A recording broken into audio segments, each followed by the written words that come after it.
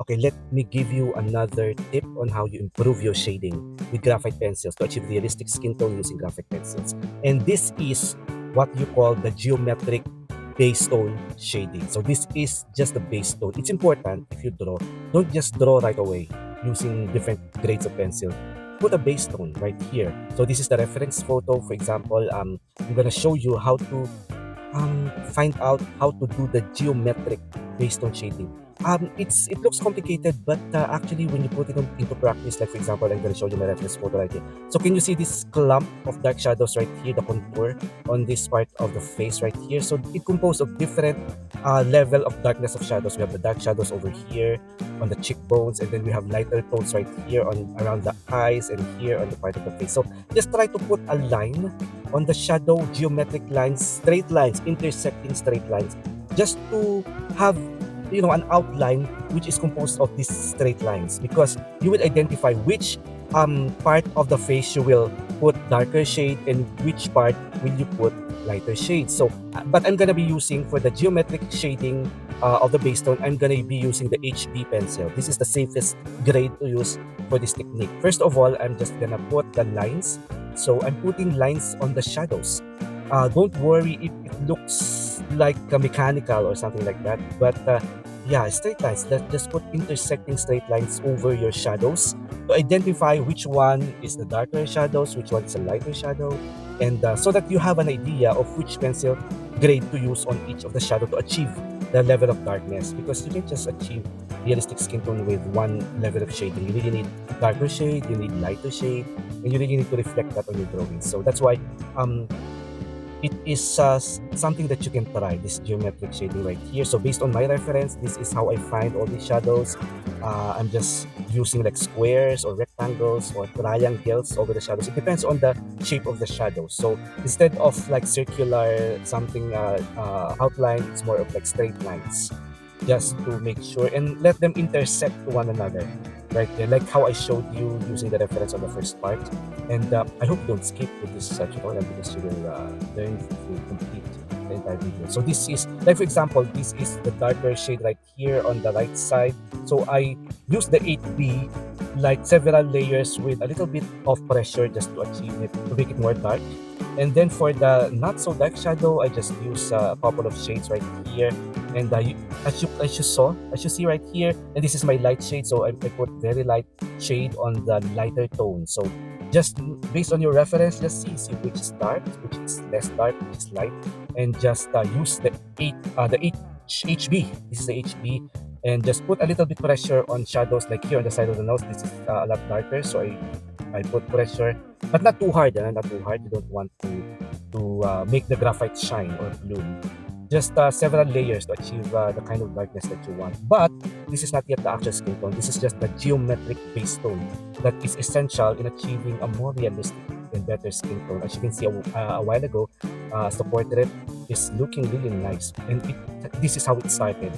Okay, so this is still the HB pencil. I think after the HB, it's the B already. The B is a lot darker than the HB, but the HB is already very nice. It darkens when it wants to get dark, and it's light when it wants to get light. So if you want to achieve like an H or 2H, just use the HB with a little pressure. If you want to achieve like a B tone, just make more more layers and a little bit of pressure, like as you can see here on the cheek bone part, which is a little darker, and here under the chin it's also a little bit darker. So this is just one pencil, but as you can see, it produces different levels of shadows. So again, this is just the base tone.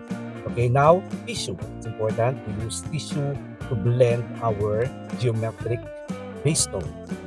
But we just need to use the tissue using very light pressure, because we don't want to fully erase the geometric shades that we add as a first layer in our portraits of this graphite drawing right here. So light blending of the tissue, and you can still see which part is the dark shadows, which area is the light shadow. So this is so far the drawing. As you can see, it's very nice. It looks so nice, and let me show you now exactly how I achieve the forehead and the right side of the face right here. I'm going to show you here on the left side of the face.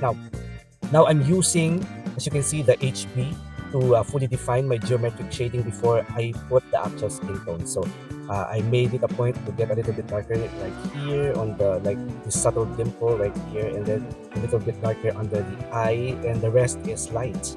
And then the tissue to blend the HB again before I use darker pencils. So this is very important, very crucial. This base tone, this shade, fully shaded base tone is very important. Now I'm gonna use darker pencil. This is the B. I'm gonna go light to dark. So this is the B graphite pencil. By the way, I'm using Stidler Mars Lumograph graphite pencil. This is the B. So I'm gonna shade it. I don't wanna shade it super dark right away. I go from light to dark, because if you use dark pencils right away, it's really hard to adjust. So start with a B. The B is the safest dark pencil to start with. On your skin tone, even your darker shadows, you need to put a B on top of it. This is called layering. Layering is very important to study if you are a graphite portrait artist. Don't just use one pencil and that's it. Just try to make it layer after layer. So we have the HB layer at the beginning using geometric style shading. Now we are even adding more layers of darker pencil. So this is the B. On top of that, the geometric shade, and it's looking really well. I love it. I love to take time to build my skin tone layer after layer because it's more realistic. It's more, well, it looks a lot better than just the regular shading. Now, try to find a makeup brush. It's very important because they are very soft and they will blend really nice the skin tone. They will not blend it to the point that the skin tone will look like a plastic. It will blend, but still remains the you know, the texture of the paper, which I don't want a plastic looking skin tone. I want it to look more realistic. So using soft brush, it will blend really nicely, but it will not. It will still retain the texture of the paper. Now, I can see that I want to make it a little bit darker on some parts. That's why I'm going to be using an even darker pencil, a 5B. Okay, using the 5B, I'm going to start with my very obvious darker shadow right here. Okay, but I'm using medium pressure. I don't want to put hard pressure on the 5B because it will turn out really, really dark. So, okay, this is the trick right here. I'm using 5B, but using the 5B, I can achieve different level of shading. I can achieve 5B right here because this is this part right here on the, what do you call this wrinkle part of laughing shadow right here, this dark. So I'm using the 5B using a little bit of pressure to achieve that darkness. And even here on the cheekbone area to achieve the roundness of the cheekbone, I'm putting a little bit of pressure and more layer to achieve the darkness. And yeah, even here. So now that I'm done with the dark part, now this part right here is not very as dark. It's not as dark as those parts. So I'm gonna put lesser pressure on the 5B, and I can achieve like a 2B or 3B shading when I put lesser pressure. By just using one pencil, you can get different grades by just adding and what you call it, and just using lesser pressure.